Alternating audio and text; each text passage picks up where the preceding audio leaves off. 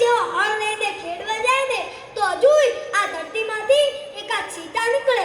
અચ્છા તાસીર છે આ ધરતીની કે મહાભારત વાવો ને ગીતા નીકળે, મહાભારત વાવો ને ગીતા નીકળે.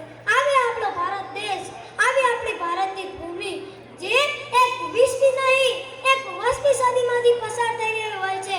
કારણ કે જે દેશના વૃદ્ધો લાચાર હોય, જુવાની દિશાહીન હોય, માતાઓ મહત્વ વગરની હોય, દીકરીઓ દિગંબર થવા માટે તરસતી હોય, વેપારીઓ લોભી હોય, પૈસો પરમેશ્વર હોય, પરમેશ્વર પથ્થર હોય અને નેતાઓ નિર્લજ હોય. કેવા નેતાઓ? बिच्छू का डंक, सांप का जहर, लोमड़ी की चालाकी, किट-किट का रण, कुत्ते की दुम और गधे की पूंछ, कौवे की काऊ-काऊ, इन सब चीजों को मिलाकर उस पे डाल दो रेता, तब जाके पैदा होगा हमारे इस देश का एक दल बदलू नेता.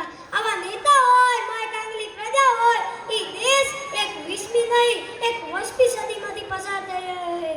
આવી આપણે ભારત ધરતી જ્યાં માત્ર ઘૂંઘટ નહીં ઉઠાવવા માટે થઈ 16,000 રાજપૂતાણીઓએ અગ્નિકુંડમાં પડી પોતાના પ્રાણ દઈ દે. કૂદ પડી હતી જ્યાં હજારો પદવીની અંગારોને ઈ આ દેશની દીકરીઓ આજે શાહરૂખ ખાનના બંગલે ઊભી શાહરૂખ ખાનને જોવા માટે પડાપડી કરતી હોય એના મુખે શિવાજી મહારાજ કે મહારાણા પ્રતાપ ક્યાંથી પાકે?